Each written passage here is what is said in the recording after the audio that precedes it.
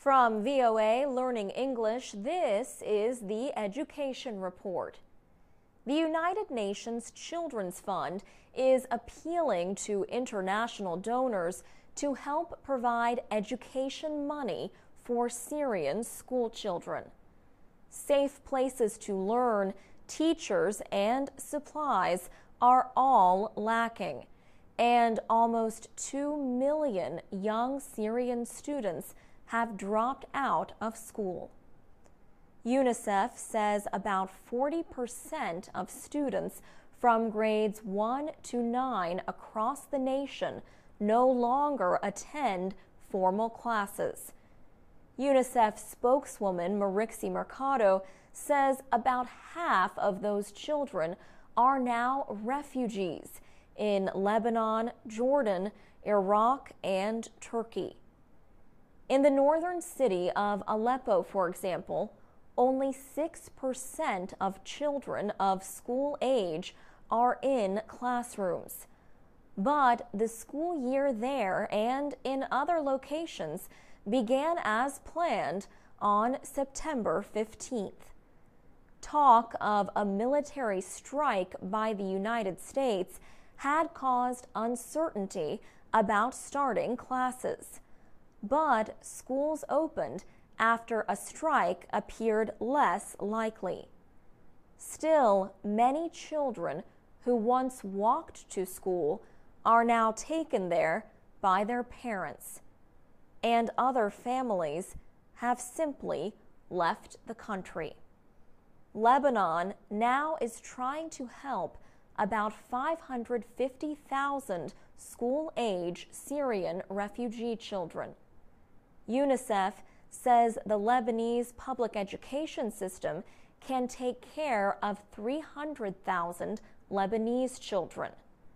UNICEF is establishing schools for refugee children in buses. In Jordan, UNICEF says about 2/3 of 150,000 Syrian school-age children are not in school. In Iraq, UNICEF says 9 out of 10 Syrian refugee children are out of school. Inside Syria, Ms. Mercado says the educational system has been torn apart. Both UNICEF and the Syrian government say about 3,000 schools have been damaged or destroyed. For VOA Learning English, I'm Alex Villarreal.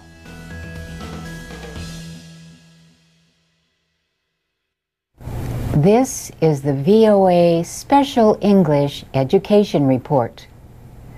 College enrollment has reached an all-time high in the United States.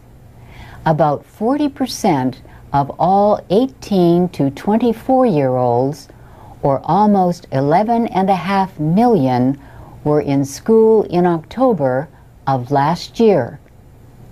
A new report says both numbers are record highs. Richard Fry at the Pew Research Center points to a number of reasons.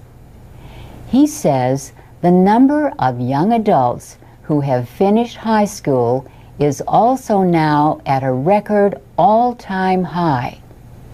Almost 85% of America's young adults have finished high school. Another reason for the enrollment increase, the recession. The unemployment rate reached a 26-year high in October. The economic downturn has hit young adults especially hard. Richard Fry says their job holding rate is almost at the lowest point in nearly 50 years. In a poor job market, many people turn to higher education, especially at two-year colleges. These schools, known as community colleges, have had the greatest enrollment increase. They offer professional training and cost a lot less than programs at four-year programs. But experts say The recession has not cut enrollment in four-year programs, even with their higher costs. The Chronicle of Higher Education says at least 58 private colleges now charge $50,000 or more a year. Lately, there have been accusations that some private, competitive liberal arts colleges are trying to avoid being seen as too female. Critics say that as a result, these schools are discriminating against women and admitting less qualified men. In August, the United States Commission on Civil Rights opened an investigation. Spokeswoman Lenore Ostrowski says the purpose is to identify if discrimination is taking place in schools. But she adds that there may be lots of reasons why more women apply to colleges and why colleges admit more women. The Census Bureau says 54% of full-time students at 2- and 4-year colleges last year were female. Federal law bars sex discrimination at any school that receives federal money. Most schools do in one way or another. However, the law does not bar sex discrimination in admissions at private undergraduate schools, only public ones. The Commission does not have enforcement powers, but it can suggest changes in the law. A report could take 6 months to a year. And that's the VOA Special English Education Report. This is the VOA Special English Education Report. Federal officials in the United States are telling schools that they need to do a better job of preventing sexual violence and helping victims. The Obama administration has released the first guidance on how schools should deal with the problem under a 1972 law. That law is known as Title IX. It bars discrimination on the basis of sex in any education program or activity receiving federal financial assistance. The Department of Education says sexual violence is a form of sexual harassment of students, which violates Title IX. In April, Vice President Joe Biden joined Education Secretary Arne Duncan at the University of New Hampshire to announce the new efforts. Secretary Duncan said, "Sexual violence is one of those issues we all wish didn't exist.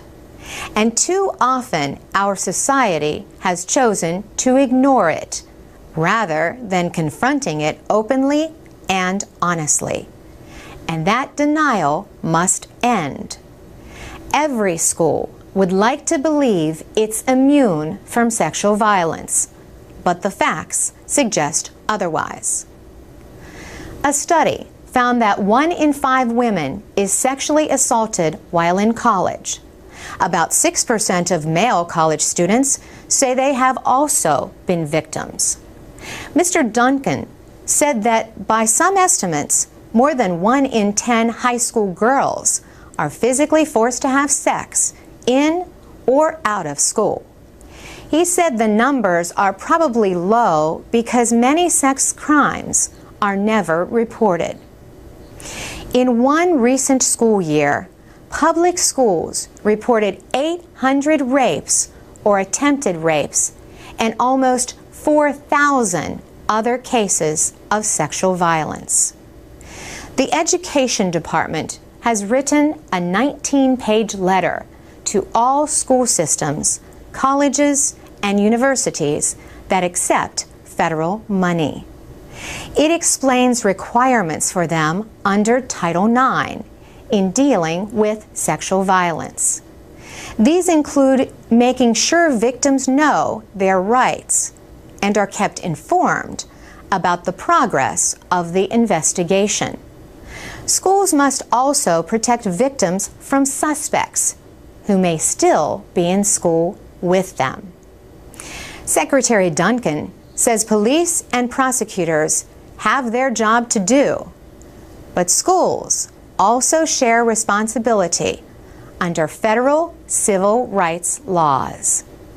Investigations of sexual violence often take too long, he says, and the victims are not taken seriously.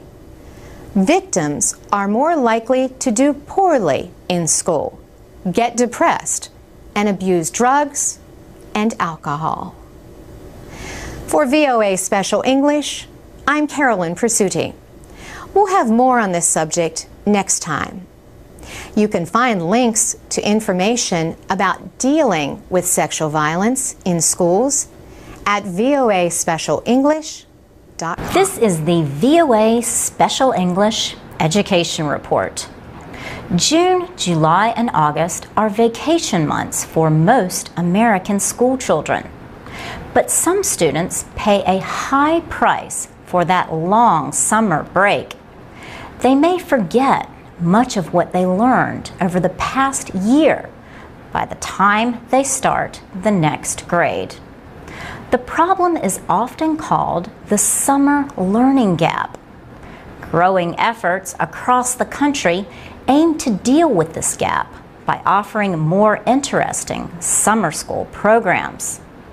Some students already attend summer school, but that is often because they received bad grades during the regular school year. At Bushman Elementary in Dallas recently, students read out loud about communities in a third grade social studies class. But the 9 and 10-year-olds were also studying art. Visual arts instructor Ron Oliver works to combine the two subjects. The kids that never get it, he says, like the 30% that always struggle on testing, they thrive in this kind of atmosphere. Ron Oliver says some kids just learn differently.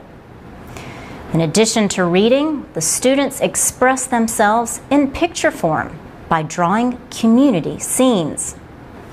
One boy told us he was expressing his feeling through drawing. "You only use the pictures," added one girl. She said pictures can tell the words for you. "You don't need words," she said. Their teacher is Gloria Pegram. She has taught elementary school for 15 years. She says art helps with memory. Gloria Pegram says teachers even try to be creative with math. She says teachers try to use a hands-on activity whenever possible to help students remember better.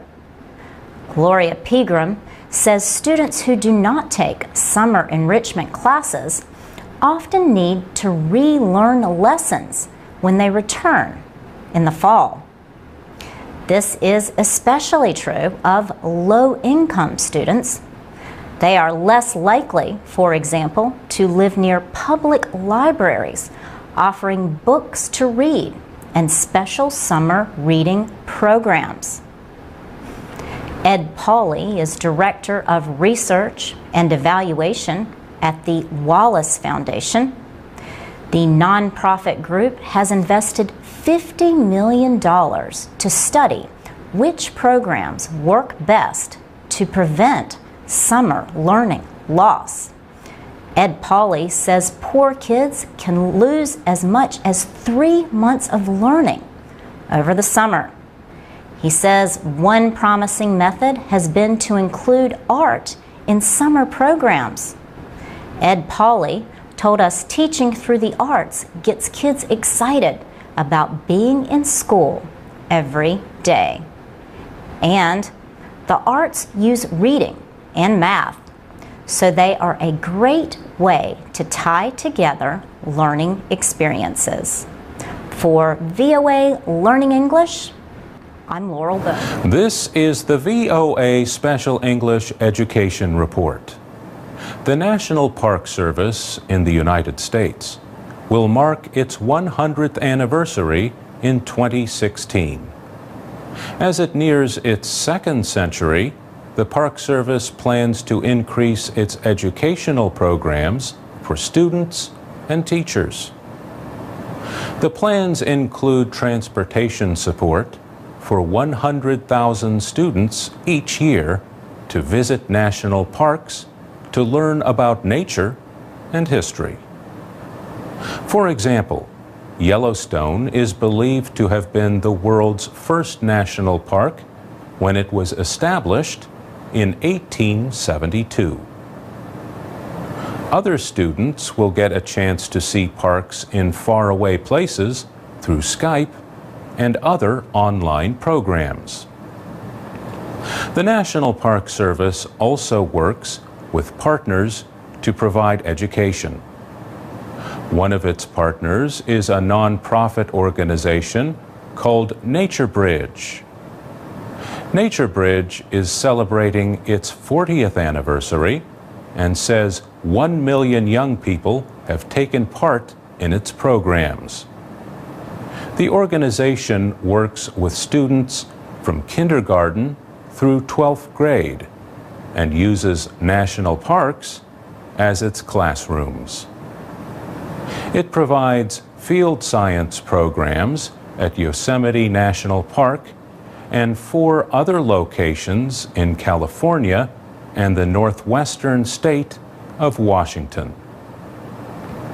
Now, Nature Bridge is launching an East Coast Center with a $4 million grant from Google. The program will begin in April at the Prince William Forest Park in Virginia. Students stay for 3 to 5 days in Nature Bridge programs. The activities are aimed at developing their science skills. For example, they learn about different soils and study water quality under a microscope. Jason Morris is Executive Vice President of Nature Bridge. He says when they are not sleeping, eating, or in a laboratory, the students spend their time outdoors. Julia Washburn is Associate Director of Education and Interpretation for the National Park Service. She says in a time of budget cuts, the agency has to find ways to still meet its goals. We are not likely to get a lot of money in this current economy. This is about doing different work with the money that we have and redirecting resources into it. Ms. Washburn says one of the most important services that the Park Service provides every day is nature interpretation. She says interpretation is a form of informal education. So park rangers are interpreters. They orient you to the place you are in and help you make connections, emotional and intellectual connections, with the place. For VOA Special English, I'm Mario Ritter.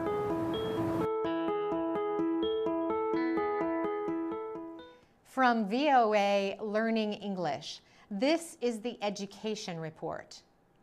Recently, there have been increased efforts to make sure children in Africa get a good, strong education.